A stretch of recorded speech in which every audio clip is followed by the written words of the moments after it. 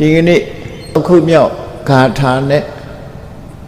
ရသော်ဗျာရဲ့ဆုံးမကိုနိုင်ယူမှတ်သားကြရအောင်ဣမယမိထယမမတိရေစတထဝိဇာနန္တိတတောတမန္တိမေတကာရသော်ဗျာမိတ်ချလို့ရင်ကမတိနာမလဲတဲ့ပုဂ္ဂိုလ်တွေဟာလောကကြီးပြတ်သုံးမှုအတွက်တို့တွေကြိုးပမ်းအထောက်နေကြတာလို့ကိုလုပ်နေတဲ့အလုပ်ကိုကိုယ်တိုင်စဉ်းစားနိုင်စွာမရှိကြဘူးတနည်းအားဖြင့်ပြောမယ်ဆိုရင်မသိနားမလဲတဲ့ပုဂ္ဂိုလ်ဟာတို့တွေတဦးနဲ့တဦးရံဖြစ်ပြီးအငြင်းပွားနေခြင်းဟာအငြင်းပွားရင်းနဲ့ပဲဘဝကိုဆုံးသတ်ကြရမှာဖြစ်တယ်ဆိုတာကိုနားမလဲကြဘူးဒီတဲ့ရှင်းရှင်းပြောရမယ်ဆိုရင်တို့တွေဟာရံဖြစ်ရင်တေပွဲဝင်ကြရမယ်ဆိုတာကိုမသိကြဘူးသိတဲ့ပညာရှိတွေကြောင့်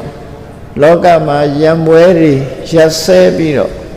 ငြိမ်းချမ်းမှုကိုရသွားကြတာဖြစ်တယ်လို့ဒီဒေသနာတော်ကိုမြတ်စွာဘုရားဟောတာဖြစ်တယ်ပေါ့အဲဒီတော့လောကမှာတဦးနဲ့တဦးအစမပြေကြလို့အငြင်းပွားကြတာအစမပြေကြလို့ရံဖြစ်ကြတာလေအဲ့ဒီလိုအစမပြေလို့အငြင်းပွားခြင်းရံဖြစ်ခြင်းဆိုတဲ့အလုပ်တွေကိုလုပ်နေတဲ့ပုဂ္ဂိုလ်တွေဟာဒေါသတွေမောဟတွေနဲ့လွှမ်းထုံနေသည့်အတွက်ကြောင့်အမှန်တရားဆိုတာမမြင်နိုင်ကြဘူးတကယ်ကရံဖြစ်ရင်ဆဲရင်ဆိုရင်တို့နဲ့တူရိုင်ရင်နှဲ့ရင်ငြင်းကြရင်ခုံကြရင်နဲ့တေပွဲဝင်သွားကြပါမယ်တေပွဲဝင်သွားကြရမယ်ဆိုတာကိုစဉ်းစားသင့်တယ်ရေစတထဝိဇာနန္တိအဲ့ဒီလိုစဉ်းစားတတ်တဲ့ပုဂ္ဂိုလ်တွေကငါတို့တွေဟာတွေးဆုံခိုက်ကလေးမှာတို့နဲ့တူညီညွတ်ညွတ်ခင်ခင်မင်းမင်းမေတ္တာသက်ဝင်ချစ်ခင်ကြပြီးအတူတကွလက်တွဲလို့အခက်အခဲတွေကိုဖြေရှင်းကြရမှာဖြစ်တယ်။တို့နဲ့တူရံဖြစ်ပြီးအစမပြေမှုတွေနဲ့စခန်းသွားနေရင်တို့တွေဘာမှအကျိုးရှိမှာမဟုတ်ဘူးလို့သိရှိနားလည်တဲ့ပညာရှိပုဂ္ဂိုလ်တွေကြောင့်တတောတမ္မန္တိမေတကာအငြင်းခုံပြဿနာတွေတို့နဲ့တူအစမပြေမှုအငြင်းပွားမှုတွေရက်ဆဲပြီးငြိမ်းအေးသွားနိုင်တယ်လို့ဒါမြတ်စွာဘုရားကဟောလို့ရင်ဖြစ်တယ်ပေါ့။ဘာကြောင့်ဒါကိုဟောတယ်လဲလို့ဆိုရင်မြတ်စွာဘုရားလက်ထက်တော်အခါကာလတုန်းကကောသမိပြည်မှာကောတိတယုံကျောင်းမှာနေထိုင်ကြတဲ့ထင်ရှားတဲ့ယဟန်တော်နှစ်ပါးခေါင်းဆောင်ယဟန်တော်နှစ်ပါးတပါးတပါးလင်းခြံရံ900စီတပည့်900စီနဲ့ထင်ရှားတဲ့ယဟန်နှစ်ပါးရှိတယ်တပါးကဝိနည်းကျမ်းကိုလိမ္မာကျွမ်းကျင်အောင်သင်ကြားပို့ချတဲ့ဆရာတဆူပညာတတ်ယဟန်တစ်ပါးနောက်တစ်ပါးကတော့ဝိနည်းကျမ်းမဟုတ်ဘဲနဲ့မြတ်စွာဘုရားဆုံးမသွန်သင်တဲ့သုတ်တန်ကျမ်းတွေကိုသင်ကြားပို့ချပြီးတော့တပည့်900ကိုစာသင်ပေးနေတဲ့ပညာတတ်ယဟန်တော်တစ်ပါးအဲ့ဒီလိုနှစ်ပါးဟာယဟန်900စီကိုခေါင်းဆောင်ပြီးတော့သတင်းသုံးနေထိုင်ကြတဲ့တနေ့မှာလူဆိုတာလူလောကမှာလူတွေဆိုတာတနေ့မဟုတ်တနေ့ပြဿနာဆိုတာနှစ်ဦးကြားမှာတက်လာတတ်တယ်ပေါ့မိသားစုအတွင်းမှာတောင်ပြဿနာတက်တတ်သေးတယ်ညီကိုမောင်နှမအကြားမှာလည်းပြဿနာတက်တတ်တယ်ဇနီးမောင်နှံနှစ်ဦးကြားမှာလည်းပြဿနာတက်တတ်တယ်အဲ့ဒီတက်လာတဲ့ပြဿနာကိုငြိမ်းချမ်းစွာဖြေရှင်းရမယ့်အစားတဦးနဲ့တဦးပြင်းထန်တဲ့ဒေါသတွေနဲ့အနိုင်ယူဖို့ကြိုးစားရင်ပြဿနာကြီးထွားလာနိုင်တယ်ပေါ့ဒါလောကမှာကြုံတွေ့ရတာဖြစ်လို့ဘုရားဘာသာဝင်သူတော်စင်တွေအနေနဲ့မိမိတို့အိမ်မှာ ဇနီးမောင်နှံနှစ်ဦးအမြင်မတူလို့ပြဿနာတက်လို့ရှိရင်အငြင်းခုံမဖြစ်အောင်ညီကိုမောင်နှမအချင်းချင်းကြားမှာပြဿနာတက်ရင်အငြင်းခုံမရှိအောင်ဘယ်လိုပြေလဲအောင်ဆောင်ရွက်ကြမယ်ဆိုတာကိုဒီဒေသနာတော်အရသိရှိနားလည်ကြမှာဖြစ်တယ်ပေါ့အဲ့ဒီယဟန်တော်နှစ်ပါးချာဟာငကိုယ်တော်ကဘာပြဿနာမှမရှိပေမဲ့ဒီနေ့ကျတော့သုတ်တန်ကျမ်းဂန်တွေကိုပို့သင်ကြားပို့ချနေတဲ့ဆရာဖြစ်တဲ့ပညာတတ်ယဟန်ကဝိသကုတိလို့ဆိုတဲ့ယဟန်တန်ဃာတွေအသုံးပြုတဲ့အိမ်သာကိုတက်ပြီးတဲ့အခါမှာအဲ့ဒီအိမ်သာထဲမှာတန်တရေဆေးတဲ့ရေခွက်ထဲရေကလေးကိုမသွန်ခဲ့မိဘူးဒီတိုင်းအိမ်သာကုရီတက်ပြီးတော့ထွက်လာခဲ့တယ်ရေကြမ်းနေတယ်we need to ပညာတတ်ယဟန်တစ်ပါးကအဲ့ဒီအခန်းကိုဝင်လာတဲ့အခါဒီရေချမ်းကိုမြင်တော့ခုနကသုတ်တန်ဆရာထွက်သွားတာလည်းမြင်လိုက်တယ်မြင်လိုက်တော့ဒီရေချမ်းကိုတော်ထားခဲ့တာလားလို့လှမ်းပြောလိုက်တဲ့အခါဟုတ်ပါတယ်မေ့နေလို့ပါဟုတ်ပါတယ်ဝန်ခံတယ်ကိုတော်ဝိနည်းသိက္ခာပုဒ်အရာဒီလိုရေအချမ်းမထားရဘူးဆိုတာမသိဘူးလားတပည့်တော်အမှတ်တမဲ့ထားခဲ့မိပါတယ်ဆိုအဲ့ဒါလို့ရေချမ်းထားခဲ့ရင်အာဘတ်တဲ့နဲ့ဆိုတာမသိဘူးလားတပည့်တော်သိပါတယ်အမှတ်တမဲ့ဖြစ်သွားပါတယ်လို့ပြောဒါဖြင့်အဲ့ဒီအဖြစ်ကိုတပည့်တော်ဒေသနာကြားပါမယ်လို့အစဉ်ပြေတော့အဲ့လိုပြောလိုက်ဒေသနာကြားပါမယ်လို့ပြောတော့ဝိနည်းတို့ယဟန်ကဘာပြန်ပြောတော့ဆိုကိုတော့မသိလို့မှတ်တမဲ့ဖြစ်သွားတယ်ဆိုရင်လည်းပဲဒေသနာကြားဖို့မလိုပါဘူးအာဘမသိမှာဘူးလို့ပြောလိုက်တယ်ပြောလိုက်တော့ဟိုကိုရောကသူ့အပြစ်မရှိဘူးလို့ယူဆသွားဒီကိုရောကလည်းဝိနည်းတို့ကိုရောကသူတွေ့တာသူပြောလိုက်တာအေးအေးဆေးဆေးမနေပဲနဲ့သူ့တပည့်တွေစာချတဲ့အခါကျတော့ဟိုဘက်ကသုတ်တန်ဆရာကြီးကတော့ဝီနီးကိုနားမလဲဘူးအိမ်သာတက်ရင်ရေတန်သက်ခွက်ထဲမှာရေတွေခြံထားခဲ့တယ်ဒါလေးတောင်မသိဘူးဆိုပြီးတော့အပုတ်ချတဲ့စကားပြောလောကလူတွေကအဲ့လိုမျိုးလှုပ်ထရှိကြပြဿနာတက်ဖို့အတွက်ဖြစ်သွားအဲ့လိုပြောလိုက်တဲ့အခါကျတော့စာလိုက်တဲ့တပည့်တွေကတရင်သုံးမောချင်းချင်းသုတ်တန်ရဲ့တပည့်တွေကိုသွားပြောတယ်ပေါ့ကိုရောတို့ဆရာကြီးကတန်တဲ့ကြီးခြံခဲ့တာအဘသင့်နေဆိုတာမသိဘူးလို့ပြောတယ်ကိုရောတို့ဆရာကြီးကဝီနီးနားမလဲဘူးလားနဲ့ပြောကြတဲ့အခါဟိုတပည့်တွေကသူတို့ဆရာကိုလျှောက်တာသူတို့ဆရာလျှောက်တဲ့အခါမှာသုတ်တန်ဆရာကဘာပြောတော့ခြံခဲ့တာငါအမှတ်တမဲ့ဖြစ်တာပါလို့အာဘတ်သိရင်လည်းပဲဒေသနာကြားပါမယ်လို့ငါပြောတယ်အဲ့ဒီပြောတော့ကတော့သူကအာဘတ်မသိဘူးလို့ငါ့ကိုပြောလိုက်တယ်ဒါကြောင့်မို့လို့ငါကအာဘတ်မသိဘူးဆိုပြီးတော့နေတာလို့အခုတော့သူကအာဘတ်သိတယ်လို့ပြောပြန်ပြီဒီလူဟာလူလိမ့်မယ်ဆိုဟောမကျေနပ်မှုတွေဒီလိုဖြစ်လာစတန်ဃာတွေအတွင်းမှာဒီလိုမကျေနပ်မှုတွေတုံးနဲ့တူပုတ်ခတ်တဲ့စကားတွေကစပြီးကောတံမီယဟန်တွေဟာအချီးအကျယ်ပြဿနာတက်ပြီးတော့မြတ်စွာဘုရားညီညွတ်စိတ်ဆက်ပေးတာတောင်မှမရတဲ့အတိုင်းမြတ်စွာဘုရားကိုယ်တိုင်တောင်မှပါဠိလျက်ကတော့ကိုကြွသွားပြီးတဝါဆိုရဒီယဟန်တွေဟာညီညွတ်အောင်စိတ်ဆက်ပေးလို့မရဘူးတုံးနဲ့တူနောက်ဆုံးမှမျက်နှာချင်းမဆိုင်နိုင်လောက်အောင်အုပ်စုနှစ်စုကွဲသွားတယ်အဲ့ဒီအုပ်စုနှစ်စုကွဲရကသူတို့ကိုယုံကြည်ကိုးကွယ်တဲ့တရားတွေလည်းကွဲသူတို့ရဲ့ဩဝါဒခံတဲ့ဘိက္ခုနီတန်ဃာတွေလည်းကွဲ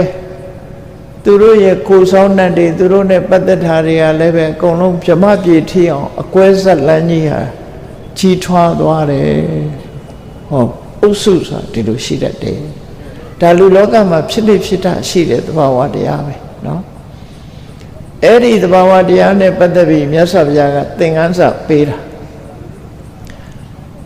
ပရိသနာဝိဇဏန္တိမယမိထယမမတိ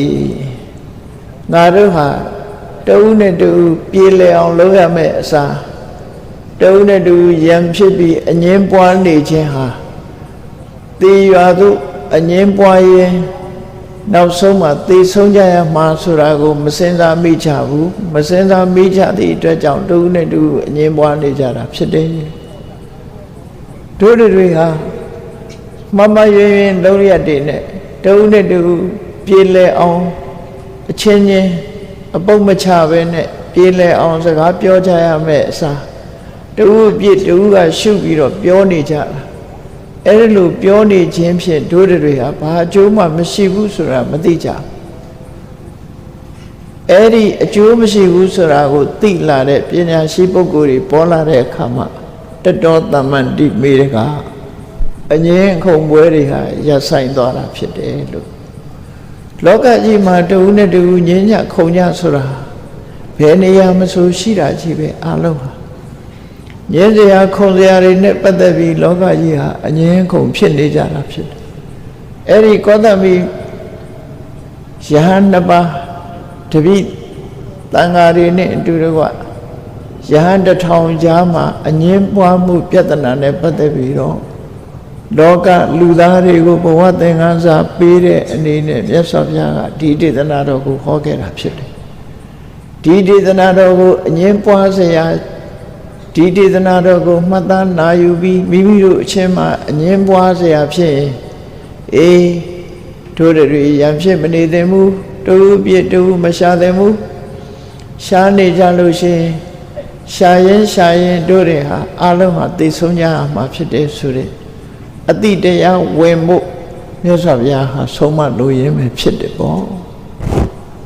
လောကမှာအခုလိုလူတွေချင်းချင်းတန်ဃာတွေချင်းချင်းဘာကြောင့်အငြင်းခုန်တွေဖြစ်နေကြသလဲမြတ်စွာဘုရားကဝိဝါဒမူလ6ပါးဆိုတာဟောခဲ့တာဖြစ်တယ်လူတွေဟာဘာကြောင့်အချင်းချင်းမိဘသာသမီနဲ့မိဘနော်ဇနီးမောင်နှံချင်းချင်းညီကိုမောင်နှမချင်းချင်းမိသားစုတွင်ချင်းချင်းတူနဲ့တူတရားကွက်ဆိုတာလို့လူတွေဟာဘာကြောင့်အငြင်းပွားနေကြသလဲအငြင်းပွားနေတာဟာအမှန်တရားကိုမရှုနိုင်ကြလို့သာအငြင်းပွားတာဖြစ်တယ်လို့မြတ်စွာဘုရားကဝိဝါဒမူလ6ပါးလောကကြီးတစ်ခုလုံးအငြင်းပွားနေခြင်းဟာရှင်တဲ့ကအဆိုးတရားတွေကြောင့်ပဲလို့ဝိဝါဒမူလသုတ်တံမှာအဲ့လိုဟောထားတာဒီနေရာမှာဖြစ်ဆွဲမသားနာယူကြရမှာဖြစ်တယ်ပေါ့ဝိဝါဒမူလ6ပါးဆိုတာဘာလဲလို့ဆိုရင်နော်ကောဋဥပနာဟစိတ်တူခြင်းနဲ့အညိုအတေးထားခြင်းလူတွေဟာထက်ခနဲ့ရှိရင်စိတ်တူတတ်တယ်စိတ်မရှိဘူးမိဘကလည်းသားသမီးပေါ်စိတ်ရှိခြင်းမရှိတယ်သားသမီးကလည်းမိဘအပေါ်စိတ်ရှိခြင်းမရှိတယ်ညီကိုမောင်နှမအချင်းချင်းလည်းစိတ်မရှိဘူးစိတ်တူကြတယ်အဲ့ဒီစိတ်တူခြင်းဟာအငြင်းပွားခြင်းရဲ့အကြောင်းပဲဖြစ်တယ်ဒါကြောင့်မို့စိတ်တူမယ်ဆိုရင်စိတ်မတူအောင်ကိုယ့်ကိုပြုပြင်ရမှာဖြစ်တယ်မှန်ကန်စွာနှလုံးသွင်းပြီးတော့ကောဋဆိုတဲ့စိတ်တူမှုဒေါသတရားကိုလျှော့ချကြရမှာဖြစ်တယ်အဲ့ဒါကိုမလျှော့ချနိုင်ဘူးစိတ်တူတာပဲခုံယူပြီးတော့ငါကမရဘူးထိခနဲ့ရှိစိတ်တူတယ်ငါစိတ်ကိုလာမစမ်းနဲ့လို့ဆိုတာမျိုးတွေမလုပ်ဖဲနဲ့အေးငါစိတ်တူမိတာမှားပါတယ်နောက်မဖြစ်စေရပါဘူးဆိုပြီးစိတ်တူမှုကိုလျှော့ချဖို့လိုအပ်တယ်ပေါ့ဘာနဲ့လျှော့ချရမလဲလို့ဆိုလို့ရှိရင်အမှန်တရားကိုစဉ်းကျင်သုံးသပ်ခြင်းဖြင့်လည်းလျှော့ချနိုင်တယ်ဒေါသရဲ့အပြစ်ကိုရှုမြင်သုံးသပ်ခြင်းဖြင့်လည်းလျှော့ချနိုင်တယ်တစ်ဖက်သားအပေါ်မှာအပြစ်မမြင်မဲနဲ့မေတ္တာသက်ဝင်ခြင်းဆိုတဲ့အကောင်းမြင်တဲ့ရှုမြင်သုံးသပ်ချက်ဖြင့်လည်းလျှော့ချနိုင်တယ်အပြစ်ကိုရှုပြီးဆိုရင်ဒေါသဖြစ်မှာပဲ အပြစ်ကိုဘယ်တော့မှမရှုနဲ့ကောင်းတဲ့အကွက်ကလေးကိုသာရှုကောင်းကွက်ကိုရှာမေတ္တာကိုပွားလူဆိုတာအဆိုးကြီးမဟုတ်ဘူးအကောင်းလည်းရှိတယ်လူတိုင်းမှာအဆိုးကြီးမဟုတ်ဘူးအကောင်းတွေလည်းရှိကြတယ်ဒါကြောင့်မို့ကောင်းတာလေးကိုကြည့်ပြီးတော့အဆိုးကိုမေ့ထားလိုက်မေတ္တာပါဥပမာဘာနဲ့တူတယ်လဲလို့ဆိုလို့ရှင်ရေအလွန်စားနေတဲ့ပုဂ္ဂိုလ်တယောက်ခရီးသွားရင်ရေစားတယ်ရေတောက်စရာရေအိုင်ကြီးတစ်ခုတွေ့တယ်သို့တော့အဲ့ဒီရေအိုင်ကြီးကအပေါ်ကမော်သေးမော်ညင်းနေနဲ့ဖုံးနေတယ်ရေကလည်းပဲမတောက်ရမနေနိုင်တဲ့အခါအိုင်နဲ့ဆင်းပြီးတော့မော်သေးမော်ညင်းလေးတွေကိုလက်နဲ့ဖယ်ပြီးတော့ရေကိုတောက်တယ်အစာပြေအောင်ရေကိုတောက်လိုက်တယ်ရေတောက်လိုက်ရမှရင်နဲ့နှလုံးထဲမှာအေးသွားတယ်အဲ့ဒါလို့ပဲလောကလူတွေဟာတယောက်ယောက်အပေါ်မှာအပြစ်မြင်နေပြီဆိုရင်လူဆိုတာအပြစ်လည်းရှိတယ်အဆိုးလည်းရှိတယ်ရေထဲမှာအကောင်းလည်းရှိတယ်မကောင်းတာလည်းရှိတယ်ဆိုတာအဆိုးကိုဖယ်ထားပြီးတော့ကောင်းကွက်ကလေးကိုရရှာပြီးတော့အသုံးချရမယ်လို့ဒီလိုဆိုလိုရင်းဖြစ်တယ်အဲ့ဒါကိုမြတ်စွာဘုရားရဲ့အဆုံးအမကိုရှေးဆရာကြီးတွေကဂါထာတိကုံးပြီးတော့ထားတာဒေါသခုနဒေါတိဟိကိဏတခုနံဝပတ္တိတရေသေဝလာဒိဘဝဟိတဝပိဝေပိပတကောယထာဆိုပြီးခုနဒေါတိဟိကိဏတခုနံဝပတ္တိဆိုလိုတာကလူတယောက်မှာကောင်းခွက်လည်းရှိတယ်မကောင်းတဲ့အကွက်တွေလည်းရှိတယ်မကောင်းတဲ့အကွက်တွေမေ့ထားလိုက်ကောင်းတဲ့အကွက်ကလေးကိုကြည့်ပြီးတော့ကောင်းတာလေးကိုသာကြည့်ပြီးတော့သူ့ပေါ်မှာမေတ္တာသက်အောင်ကြိုးစားပါလို့ဆိုအဆိုးကိုဘယ်တော့မှမကြည့်နဲ့လို့ပြောအေးရေးစားလို့ရှိရင်မော်တွေရှိနေတာကိုမကြည့်နဲ့အသာလေးဖယ်လိုက်ရေလေးကိုသာတောက်လိုက်မော်တွေကိုဖယ်ပြီးရေလေးသာတောက်တယ်လို့ပဲမကောင်းတာတွေကိုဖယ်ထားပြီးကောင်းတဲ့အကွက်ကလေးကိုသာနှလုံးသွင်းဆင်ញင်ပြီးတော့မေတ္တာသက်ဝင်အောင်ကြိုးစားပါလို့ဒီလိုဆိုလို့ပေါ့နော်နောက်ဆုံးမှာ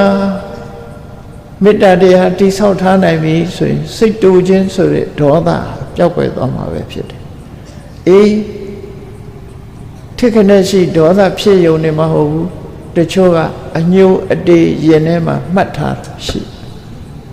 မှတ်ထားတတ်တယ်အဲ့ဒါကိုဥပနာဟလို့ခေါ်တယ်ရံညှိုးဖွဲ့ထားတယ်အဲ့ဒီစိတ်တူခြင်းရံညှိုးဖွဲ့ခြင်းဆိုတဲ့နှစ်ခုဟာလူလောကမှာအချင်းများခြင်းရဲ့အကြောင်းရင်းတစ်ခုဖြစ်တယ်လို့ဝိဝါဒမူလသုတ်တံမှာဒီလိုဟောတာနော်ချင်းများခြင်းအကြောင်းရင်းဖြစ်လာထို့တူပဲမက္ခပလာဒမက္ခဆိုတာကိုယ်ပေါ်မှာခြေဆုရှိရတဲ့နဲ့ခြေဆုကိုအတိမတ်မပြုဘူးလောကလူတွေဟာတဦးနဲ့တဦးခြေဆုတဦးဆိုတာရှိတတ်တယ်ပေါ့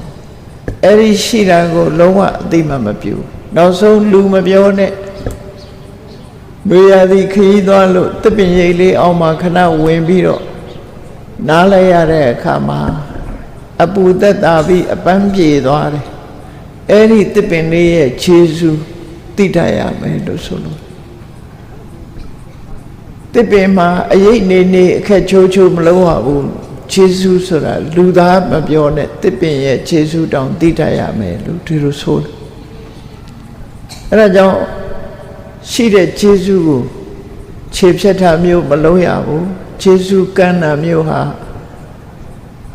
အငြင်းပွားခြင်းအကြောင်းတစ်ခုပဲဖြစ်တယ်ပလာဒဘယ်သူမှဘိုးမထားဘူးဆိုတဲ့စိတ်ဓာတ်မျိုးဟာလည်းပဲအငြင်းပွားခြင်းရဲ့အကြောင်းတစ်ခုဖြစ်တယ်နောက်တစ်ခုကတော့အိတ်တာနဲ့မစ္စရိယအိတ်တာဆိုတာတစ်ဖက်သားကြီးပွားလာရင်မနာလိုဘူးမစ္စရိယဆိုတာကိုကြီးပွားသလိုမကြီးပွားစေခြင်းဘူးအဲ့ဒီနှစ်ခုဟာလည်းပဲလူလောကမှာလွှမ်းမိုးနေသည့်အတွက်ကြောင့် လူတွေဟာမနာလိုစရာနဲ့ကြုံတွေ့ရင်မထိန်နိုင်ကြဘူးကိုအောင်မြင်နေတဲ့အခါသူများအောင်မြင်သောမှာကိုလည်းပဲမလိုလားကြဘူးဒါကြောင့်မို့တူနဲ့တူဟာအငြင်းပွားမှုတွေဖြစ်နေတာလို့မြတ်စွာဘုရားဟောတယ်နောက်တစ်ခုကတော့တထနဲ့မာယာတထဆိုတာကောက်ကျစ်ဆင်လဲခြင်းမာယာဆိုတာလှည့်စားခြင်းဘာကွာတယ်လဲဆိုရင်ကောက်ကျစ်ဆင်လဲတယ်ဆိုတာကိုယ်မှအယီချင်းမရှိဘဲနဲ့အယီချင်းအောင်ရှိအောင်ဆောင်းတာဂုံမရှိဘဲနဲ့ဂုံရှိအောင်ဆောင်းတာကောက်ကျစ်ဆင်လဲတယ်လို့ပြောတယ်မာယာဆိုတာကိုမဟုတ်တာလှုပ်ထားတာကိုဖုံးကွယ်ဖို့ကြိုးစားတာလူမသိအောင်ဖုံးကွယ်ဖို့ကြိုးစားတာမာယာအဲ့ဒီနှစ်ခုဟာလည်းပဲလူလောကမှာအငြင်းပွားခြင်းရဲ့အကြောင်းတရားအကြောင်းမကောင်းတရားတွေပဲဖြစ်တယ်လို့မြတ်စွာဘုရားဒီလိုဟောတယ်နောက်တစ်ခုကဘာလို့ဆိုရင်ပါပိဿမိစ္ဆာဒိဋ္ဌိပါပိဿဆိုတာအောက်တန်းကျတဲ့စိတ်ဓာတ်အောက်တန်းကျတဲ့အလိုဆန္ဒရှိဘယ်တော့မှမြင့်မြတ်တဲ့စိတ်နေသဘောထားမထားဘူးအောက်တန်းကျတဲ့နည်းတွေနဲ့သုံးပြုကြဆိုပါစို့ဒီမိမိကိုယ်တိုင်ကြိုးစားအထုတ်ပြီးအောင်မြင်ရမယ့်ကိစ္စမျိုးကိုကြိုးစားအထုတ်ခြင်းမပြုဘဲနဲ့ဖြတ်လန်းကရခြင်းအဲ့ဒါမျိုးပါပိဿလို့ခေါ်ဖြတ်လန်းကနေပြီးတော့မမှန်မကန်နီးလန်းနေနဲ့ထက်တန်းရအောင်ကြိုးစားတယ်ပါပိဿမိစ္ဆာဒိဋ္ဌိအမြင်မှန်ကန်တဲ့အမြင်မရှိဘူးမှားရွံ့တဲ့အမြင်တွေရှိတယ်အဲ့ဒီနှစ်ခုဟာလည်းပဲဝိဝါဒမူလလို့ခေါ်တယ်အငြင်းပွားခြင်းရဲ့အကြောင်းတရားပဲဒါတွေမဖယ်ရှားပဲနဲ့လူလောကဟာတူနဲ့တူတင့်မြတ်တာမှုဆိုတာမရှိနိုင်ဘူးရင်ထဲကဒီအစိုးတရားတွေကိုဖယ်ရှားပြဖို့လိုအပ်တယ်နောက်တစ်ခုကအဆိုးဆုံးကဘာလဲလို့ဆိုရင်တန်ဒိဋ္ဌိပရမတိလောကလူတွေဟာကိုယ်အမြင်ကမှအမှန်တခြားလူရဲ့အမြင်ဟာအမှားကိုယ်ဟာကိုယ်မှအမှန်ကြာမိရဆိုတာကြားဘူးကြတယ်မဟုတ်လားကိုပြောလိုက်တဲ့စကားတစ်ခုဟာမှန်သိရင်ကိုမခံကြဘူးရှေးတုန်းကပြောခဲ့တဲ့စကားတစ်ခုကြာမိရတဲ့ဘာလဲလို့ဆိုလို့ရှိရင်လူမပါတယောက်ကြည့်ဖို့ဆိုပြီးတော့ဆရာတဦးသွားပင်တော့လူမမာကအဖျားတက်နေလို့စောင်းကြီးခြုံပြီးတော့အိတ်နေတယ်ဆရာရောက်လာတဲ့အခါကျတော့လူမမာခေါင်းမူခြုံအိတ်နေတာဆိုတော့မသိဘူးလက်ကိုဆွဲပြီးတော့စမ်းလိုက်တယ်လူမမာရဲ့ယောဂဘာတော့ဆိုတာလက်ဆွဲပြီးတော့စမ်းလိုက်တဲ့အခါကျတော့ဆရာကချက်ချင်းအဖြေထုတ်လိုက်တယ်ဒါမိယယောဂပဲလို့ပြောနော်မိယယောဂပဲဆိုပင့်လာတဲ့လူကမျက်လုံးပြူသွားတာဆရာလူမမာကယောက်ျားကြီးဗျယောက်ျားကြီးကိုမိယယောဂလို့ပြောတော့ထူးဆန်းသွားတာပေါ့နော်ဆရာယောက်ျားကြီးဗျလို့ပြောတော့ကြာကွာမိယဖဲလို့ပြောမပြင်းတော့တာပြောတာနော်အဲ့ဒါမျိုးကိုတန်ဒိဋ္ဌိပရမတိလို့ခေါ်တယ်အငြင်းပွားစရာကိုမှားသွားရင်အေးဟုတ်တယ်ငါမှားသွားတယ်ငါယောက်ျားလားမိန်းမလားမသိလို့ဒီလိုပြောမိပါတယ်ဆိုရင်ပြဿနာမရှိတော့မဟုတ်တော့ဘူးသူအမှားကိုဆက်ပြီးတော့အတည်ပြုတယ်အမှန်လို့တယ်ကြာမိရဆိုပြီးတော့ပြောလိုက်တယ်အဲ့ဒီကစပြီးကြာမိရဆိုတဲ့ကပေါ်လာခဲ့တာနော်လောကမှာကြာမိရကိုယ်အယူဆတစ်ခုကိုမစွန့်လွတ်နိုင်ခြင်းဟာလည်းပဲအငြင်းပွားခြင်းရဲ့အကြောင်းတစ်ခုပဲဘယ်သူပဲဖြစ်မှားရင်မှားတယ်လို့ဝန်ခံနိုင်ရမယ်အေးမြတ်စွာဘုရားကဓမ္မပဒဒေသနာတော်မှာအငြင်းပွားမှုတွေဟာအမှန်တရားကိုမသိလို့ရှင်ထဲကအခုခံနေရှိလို့အငြင်းပွားနေတာဖြစ်တယ်လို့ဆုံးမဩဝါဒပေးတာပဲဖြစ်တယ်ပေါ့လောကလူတွေဟာကိုယ်ဟာကိုယ်သာလင်ကိုအမှန်လို့ယူဆပြီးတော့တစ်ဖက်သားရဲ့အမြင်ကို လက်မခံနိုင်ကြလက်မခံနိုင်ကြမြတ်တာတဲ့အမြင်နဲ့လက်ခံနိုင်ရမှာဖြစ်တယ်ဥဒနာပါဠိပထမနာနာဒိဋ္ဌိယတုတ်မှာပုံမြင်ခက်ဆန်ဆန်ဇလံကလေးတစ်ပုဒ်ပါတယ်အဲ့ဒီဇလံလေးကိုနာကြည့်အောင်မြတ်စွာဘုရားဟောထားတဲ့ထဲမှာဒီဇလံလေးပါနေတယ်ဘာလဲလို့ဆိုရင်တာဝတိမြို့မှာဘုရင်ကြီးတစ်ပါးရှိတယ်အဲ့ဒီဘုရင်ကြီးကတခါတရံနန်းတော်မှာနေရတော့ပြင်းတယ်ပြင်းတဲ့အခါကျတော့တိုင်းသူပြည်သားတွေခေါ်ပြီးတော့ရည်စရာလှုပ်တာမျိုးတစ်ခါတစ်ခါလှုပ်တယ်တဲ့တရက်တော့ဘုရင်ကြီးကဘာလှုပ်တုံးဆိုတော့တာဝတိမြို့မှာမျက်စိနှကွင်းအလင်းမရတဲ့မျက်မမြင်နေခေါ်လိုက်စမ်းအကုန်လုံးမျက်မမြင်နေကိုဆင့်ခေါ်လိုက်တာတာဝတိမြို့ကမျက်စိမမြင်တဲ့လူတွေအကုန်လုံးခေါ်ပြီးတော့နန်းရင်ပြန်ကိုစုထားအေးမျက်စိမမြင်တဲ့လူကဘယင်ကတော့ဆူချတော့မှာပဲဆိုပြီးတော့လာကြတာပေါ့နန်းရင်ပြန်နဲ့ရောက်ပြီးတော့မျက်စိမမြင်တဲ့လူတွေအကုန်လုံးရောက်ပြီးဆိုတာကိုအမတ်ကြီးတွေကဘယင်ကြီးစီတဏှုတင်တဲ့အခါဘယင်ကြီးကအဲ့ဒီလူတွေကို9စုခွဲအစုလိုက်9စုခွဲလိုက်9စုခွဲပြီးတော့ဆင်းအကြောင်းကိုတယောက်နဲ့တယောက်မတူအောင်ရှင်းပြလိုက်ကြကွာနော်မျက်မမြင်တွေကိုဆင်းကိုပြလိုက်ကြလို့ပြောတယ်ဆင်းဆိုတာဒါပဲဟေးလို့ဆိုဆင်းကောင်ကြီးကိုပြခိုင်းတော့လူ9စုပထမအစုကိုဆင်းရဲ့ဥခေါင်းကိုကင်ပြီးတော့ပြတယ်ဆင်းဆိုတာဒါပဲကွာ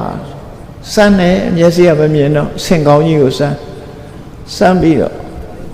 ဆင်းရဲ့ပုံသဏ္ဍာန်ကိုဖော်တဲ့အခါဆင်းဆိုတာရေအိုးကြီးလို့ပါလားအိုးကြီးလို့ပါလားဆိုဆင်းကိုအိုးနဲ့တူတယ်လို့မှတ်ထားတယ်အဲ့ဒီတစုကနောက်ဒုတိယအစုကိုစမ်းခိုင်းတဲ့အခါမှာနေရွက်ကိုစမ်းခိုင်းတယ်ဆင်းနေရွက်ကြီးကိုကင်ခိုင်းပြီးတော့ဒါဟာဆင်းဆိုတာဒါပဲလို့ဆိုဒုတိယဆိုတာဟာဆင်းနေရွက်ဆိုတာသကောကြီးနဲ့တူပါလားဆင်းဆိုတာသကောကြီးနဲ့တူပါလားလို့ဖြစ်သွားတတိယအစုကြတော့အစွဲကိုစမ်းခိုင်းပြီးတော့ဆင်းဆိုတာဒါပဲလို့ပြောတော့အစွဲစမ်းတဲ့ကောင်တွေကဆင်းဆိုတာတန်ချောင်းကြီးပါတန်ချောင်းကြီးနဲ့တူတာပါလားလို့ဆိုဆင်းကိုမှတ်သွားကြစတုထအစုကြတော့ဆင်းရဲ့နှာမောင်းကိုစမ်းပြီးတော့ဆင်းဆိုတာဒါပဲกว่าလို့ပြောဟာဆင်းဆိုတာဟာထွန်းတုံးထွန်တန်ကြီးနဲ့တူတာပါလားလို့ဒီလိုပြောကြပြန်9ယောက်မြောက်အစုကိုတော့ဆင်းရဲ့ကိုယ်တည်းကြီးကိုစမ်းပြီးဆင်းဆိုတာဒါပဲလို့ပြောတဲ့အခါအဲ့ဒီလူတွေကစမ်းပြီးတော့ဟာဆင်းဆိုတာစပယ်ကြီးနန်းရံကြီးနဲ့တူပါလားလို့ဆင်းကိုပုံစံအမျိုးမျိုးနဲ့မှတ်သားနေကြတယ်စတုထအစုကြလို့ရှိရင်ဆင်းရဲ့ခြေထောက်ကိုစမ်းခိုင်းပြီးဆင်းဆိုတာဒါပဲလို့ပြောတော့ဟာဆင်းဆိုတာတိုင်ကြီးလို့ပါလားနောက်တစ်ခါဒီ9မြောက်အစုကိုကြတော့ဆင်းရဲ့မြေထူးရိုးကိုစမ်းခိုင်းစမ်းပြီးတော့ဟာဆင်းဆိုတာငရုတ်ဆုံကြီးလို့ပါလားဟိုဘက်ဒီဘက်မတူတာနောက်တစ်ခါ10ခုမြောက်အစုကြတော့ဆင်းရဲ့မြေထူးအယိုးကိုစမ်းခိုင်းတဲ့အခါဆင်းဆိုတာဟာကြပွေကြီးလို့ပါလားလို့သူတို့စိတ်ထဲမှာထင်တာတွေပြောကြတယ်နောက်တစ်ခါအမြီးပြားကိုစမ်းခိုင်းပြီးတဲ့အခါကျတော့9ယောက်မြောက်အစုကိုအမြီးပြားကိုစမ်းတော့ဆင်းဆိုတာတပြက်စီးကြီးလို့ပါပဲလားဆင်းကိုတယောက်နဲ့တယောက်မတူအောင်ပြလိုက်တာအဲ့ဒီဇလန်လေးကငယ်တော့ဖတ်ဘူးတယ်မြန်မာဖတ်စာထဲမှာမျက်မမြင်ပုံနာ6ယောက်ဆိုပြီးတော့အဲ့ထက်မှရေးတယ်အခုမြတ်စွာဘုရားရဲ့ပိဋကတ်စာပေထဲမှာဥဒ္ဒံပါဠိတော်မှာပထမနာနာဒိဋ္ဌိယတုတ်မှာအဲ့ဒီဇလန်ပါထူးဆန်းနေနော်အဲ့ဇလန်လေးပါ အဲ့ဒါလို့ဆင်ကိုပြပြီးတဲ့အခါမှာဘုရင်ကြီးကိုတန်တော်တင်ကြတယ်ရှင်ဗျာရှင်မင်းကြီးမျက်မမြင်သူကန်းတွေကိုဆင်ကိုပြပြီးပါပြီသူတို့ဆင်မြင်ပြီးကြပါပြီဆိုဘုရင်ကြီးကအဲ့ကြတော့မှထွက်လာပြီးတဲ့အခါကျတော့ကိုးစုခွဲထားတဲ့လူတွေကိုပြောတယ်မောင်မင်းတို့ဆင်ဆိုတာတွေးကြပါလားလို့ဆိုတွေးပါပြီဖြေကြဟောကဲဒါဖြင့်ပြောစမ်းဆင်ကဘာနဲ့တူတော့ဆိုခေါင်းစမ်းမိတဲ့လူတွေကရေအိုးကြီးနဲ့တူပါတယ်ဆိုထားပြီကြံတဲ့ကောင်တွေကမကျင့်တတ်ဘူးငါတို့စမ်းတာရေအိုးမဟုတ်ပါဘူးနော်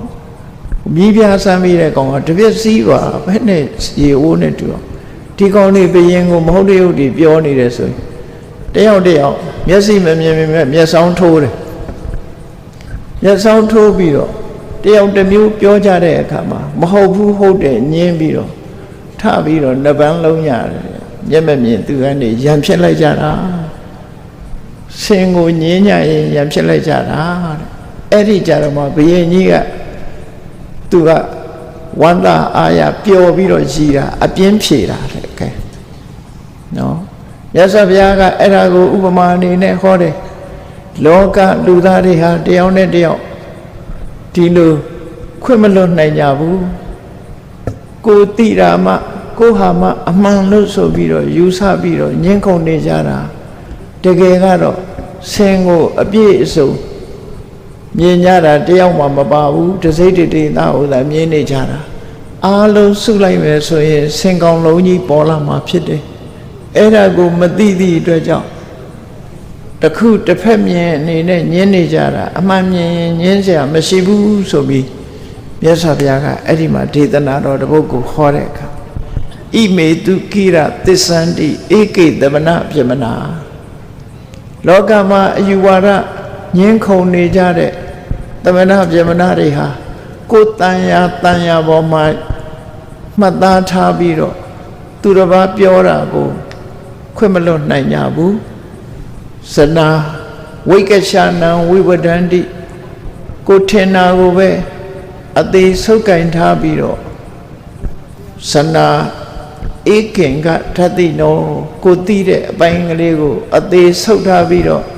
အငင်းပွားနေကြတာသာဖြစ်တယ်လို့မြတ်စွာဘုရားကသင်္ကန်းစာတစ်ခုအနေနဲ့ဟောတယ်အဲ့တော့ဘုန်းကြီးတို့တွေအခုလို့အကြောင်းအရာတစ်ခုနဲ့အငင်းပွားစရာတွေ့လာလို့ရှိရင်အေးသူမြင်တာလဲဟုတ်မှာပဲငါမြင်တာလဲဟုတ်မှာပဲနှစ်ခုပေါင်းစပ်လိုက်မှအမြင်နှစ်ခုဟာပြည့်စုံမှာဖြစ်လိမ့်မယ်ငါအကုန်လုံးမမြင်သေးလို့ပဲဖြစ်မယ်ဆိုမငင်းမဲနဲ့ညီညွတ်စိတ်ဆက်ဖို့လိုအပ်တယ်ပေါ့သူတို့ဆိုလို့လေပေါ့အငင်းခုံမလုံးသင့်ဘူးငါသိတာမပြည့်စုံသေးဘူးသူသိတာနဲ့ပေါင်းစပ်မှသာပြည့်စုံမယ်ဟောဒီပုံစံမျိုးသူတို့ဆိုလို့လေပေါ့ခိကလာတဲ့ပုံဝတ္ထုလေးတစ်ခုပြောအောင်အင်္ဂလိပ်လိုရေးထားတဲ့ဖတ်စာလေးတစ်ခုထဲမှာ English by Stranger ဆိုတဲ့စာအုပ်မှာပုံဝတ္ထုလေးတစ်ခုရေးထားတာရှိတယ် There are two sides in every question ခေါင်းစဉ်လေးပေးထားပြဿနာမှာနှစ်ဖက်အမြင်ရှိပါတယ်ပြဿနာတစ်ခုမှာအမြင်နှမျိုးရှိပါတယ်ဆိုပြီးတော့ရေးထားတာမှတ်သားစရာလေးတစ်ခု။ဘာရေးထားတော့ဆိုရှေးခေတ်ကခရီးသွားကြတယ်မြင်းစည်းပြီးတော့သွားတောင်ကုန်းလေးတစ်ခုမှာစားတော့ဆိုင်လေးတစ်ခုဖွင့်ထားတယ်။လမ်းကြီးကတောင်နဲ့မြောက်ဖောက်ထားတောင်ဘက်ကလာတဲ့လူတွေကလည်းအဲ့ဒီနားမှာခဏအပန်းဖြေမြောက်ကလာတဲ့လူကလည်းအဲ့ဒီတောင်ကုန်းလေးပေါ်ရောက်ရင်အဲ့ဒီနားမှာအပန်းဖြေအရေးအဝါဒကောင်းကောင်းနဲ့စားတော့ဆိုင်လေးတစ်ဆိုင်ဖွင့်ထားတယ်စားတော့ဆိုင်လေးတစ်ဆိုင်ဖွင့်ထားတယ်တနေ့ကျတော့တောင်ကနေမြောက်လာတဲ့လူတယောက်ကမြင်းစည်းပြီးတော့အဲ့ဒီနားရောက်လာမြောက်ကနေတောင်လာတဲ့လူကလည်းမြင်းစည်းလာကြနှစ်ယောက်ဟာအဲ့ဒီတောင်ကုန်းလေးထိပ်မှာဆုံပြီးကြဆုံပြီးတော့နှစ်ယောက်စလုံးကနားကြမယ်ဆိုမြင်းမော်ကခုံဆင်းပြီးတော့တယောက်ကအပေါ်မော့ကြည့်လိုက်တယ်မော့ကြည့်လိုက်တဲ့အခါကျတော့ဩ ဒီစခန်းလေးကဒီစားတော့ဆိုင်လေးက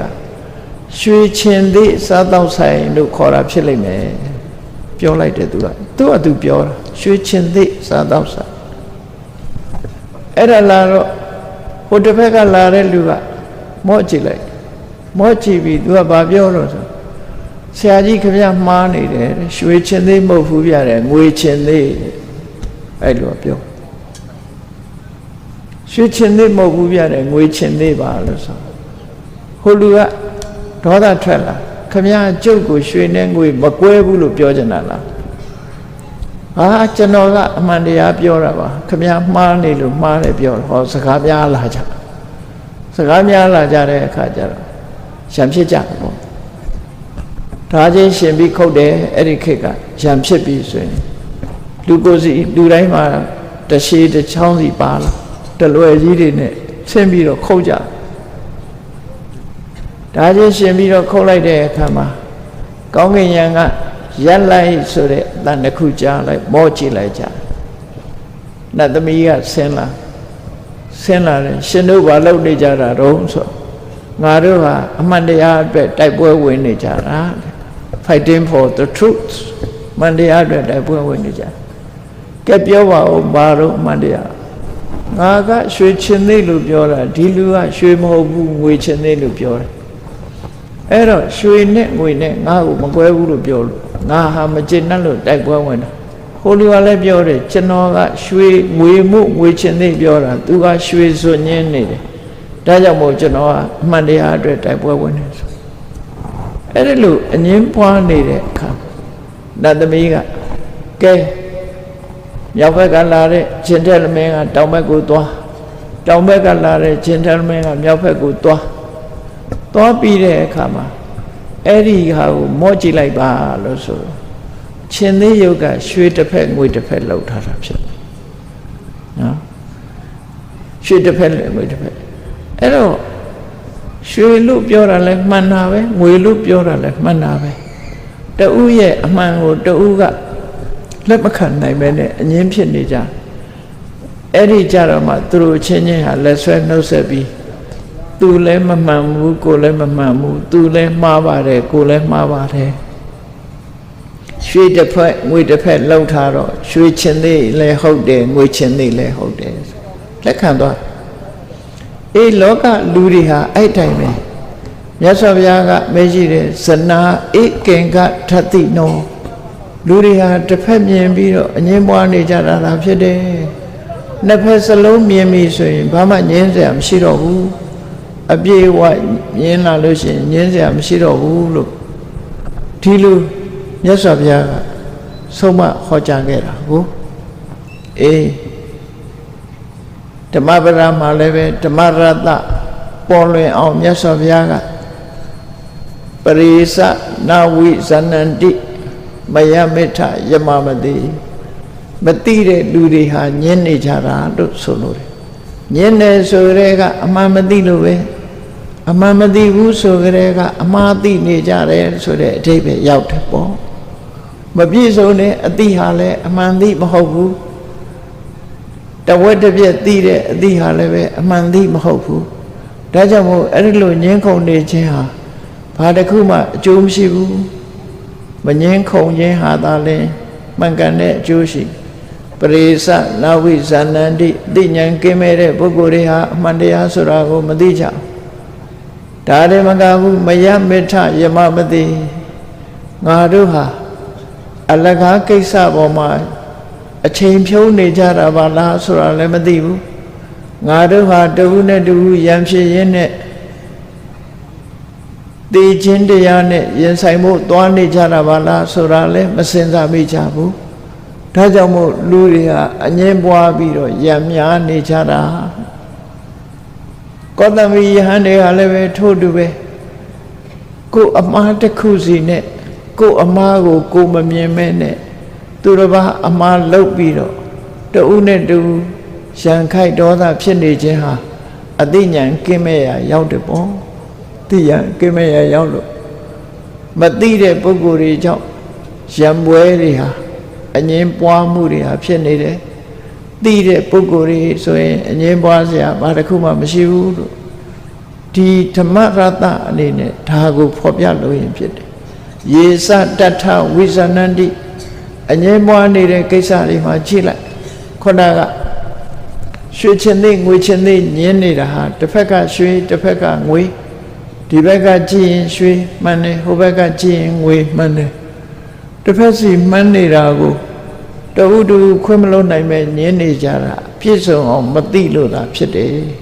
သိလာပြီဆိုတဲ့အခါမှာအငြင်းဟာပွားစရာမရှိတော့ဘူးဆင်နဲ့ပတ်သက်ပြီးတော့ညင်းနေကြတာလဲခေါင်းပိုင်းကိုသာကြည့်ပြီးတော့အိုးနဲ့တူတယ်လို့ပြောနေတာအမြဲတမ်းကိုကြည့်ပြီးတပြက်စီးနဲ့တူတယ်လို့ပြောနေတာအဲ့ဒီအိုးရောစကောရောတပြက်စီးရောအားလုံးအကုန်လုံးပေါင်းပြီးတော့ဆင်ကောင်လုံးဖော်လိုက်မယ်ဆိုရင်အကုန်လုံးပြည့်ပြည့်စုံစုံကြည့်လိုက်မှဆင်ဆိုတာဒါပဲလို့လက်ခံကြရမှာဖြစ်တယ်ပေါ့လောကမှာပြည့်ပြည့်စုံစုံမသိသေးသမျှကာလပတ်လုံးလူတွေဟာအငြင်းပွားနေကြအောင်မှာပဲအဲ့ဒီအငြင်းပွားနေမှုကိုမြတ်စွာဘုရားသခင်ကိုရောမြတ်ကမသိလို့ညင်းကြတာသိရင်အငြင်းခုန်နေဟာပျောက်ကွယ်သွားမှာပဲဖြစ်တယ်ညင်းခုန်ခြင်းဟာကောင်းသလားလို့ဆိုတာကိုမြတ်စွာဘုရားယဟန်တွေကိုဆုံးမဩဝါဒပေးတဲ့အခါမှာဝိဝါဒံပယတောထိတဝါအဝိဝါဒင်စခေမတောတမေကသခိလာဟောထဧတာဗုဒ္ဓနုတတနိအငြင်းပွားနေခြင်းဟာပျက်စီးဆုံးရှုံးခြင်းရဲ့အကြောင်းဖြစ်လို့ဘေးရန်တစ်ခုအနေနဲ့ရှုမြင်ကြရမယ်မြတ်စွာဘုရားကလောကမှာအငြင်းပွားခြင်းဟာပျက်စီးဆုံးရှုံးခြင်းရဲ့အကြောင်းဖြစ်တယ်ဆိုတာကို950ဇတ်ထဲမှာလည်းပဲရှင်းလင်းပြီးတော့မြတ်စွာဘုရားငုံနေအကြောင်းနဲ့ပတ်သက်ပြီးဟောပြောထားတာရှိတယ်မုတ်ဆိုးတကောင်ကငုံအုပ်ကြီးကိုပိုက်ကွန်နဲ့အုပ်လိုက်တဲ့အခါမှာငုံနေဟာအချင်းမများပဲနဲ့ပိုက်ကွန်ကြီးကိုခြီးပြီးတော့အဝေးပြန်စူးကြုံရှိတဲ့နေရာမှာကျပြီးတော့မုတ်ဆိုးလက်ကလွတ်အောင်ယုံထွက်သွားကြတယ်မုတ်ဆိုးဟာပိုက်ကွန်နေတော်တော်များများဆုံးသွားတယ်ဒါပေမဲ့လို့ဒီငုံငှက်တွေညီညွတ်နေသမျှကာလပတ်လုံးသူ့ဘာမှလုံနိုင်အောင်မဟုတ်ဘူးတနေ့ကြာလို့ရှိရင်တော့တကောင်နဲ့တကောင်မတဲ့လို့အငင်းပွားကြပြီဆိုရင်အာလုံးသူ့လက်တွင်ရောက်မှာပဲဆိုဇွဲကောင်းကောင်းနဲ့ငုံအုပ်ကိုလိုက်ပြီးတော့ပိုက်ကွန်နဲ့အုပ်တာတရက်ကြတော့ငုံတကောင်ရဲ့ခေါင်းပေါ်မှာတက်နင်းမိတယ်နင်းမိတဲ့အခါကျတော့မင်းကဘာလို့ငါခေါင်းနေရတာတော့မတော်လို့ပါဘာမတော်ရမှလဲဆိုရန်ဖြစ်ကြနော်အဲ့ဒီကနေပြီးငုံနေဟာတကောင်နဲ့တကောင်မတည့်ကြရန်ဖြစ်နေကြပိုက်ကွန်နဲ့အုပ်လိုက်တဲ့အခါမှာတကောင်စိတ်လားပြုတ်လိုက်ရန်ဖြစ်နေတဲ့အချိန်လေးပါမုတ်ဆိုးကပိုက်ကွန်ကျိုးဆွဲပြီးတော့ယူလိုက်တဲ့အခါမှာအားလုံးဟာသေပွဲဝင်သွားကြဒါကြောင့်မို့ဝိဝါဒံပယတောဒိဋ္ဌဝါငင်းခုန်နေခြင်းဟာဘေးရန်အန္တရာယ်နဲ့ကြုံတတ်တယ်ဘေးရန်အန္တရာယ်လို့ရှုမြင်ရမှာဖြစ်တယ်အဝိဝါဒင်စခေမတောအငြင်းမပွားခြင်းသာလဲဘေးရန်အန္တရာယ်ခင်းပြီးတော့ရန်ငြိမ်းတဲ့နေရာအန္တရာယ်ခင်းတဲ့နေရာဖြစ်မှတ်သားကြရမှာဖြစ်တယ်ဒါကြောင့်တမက္ခ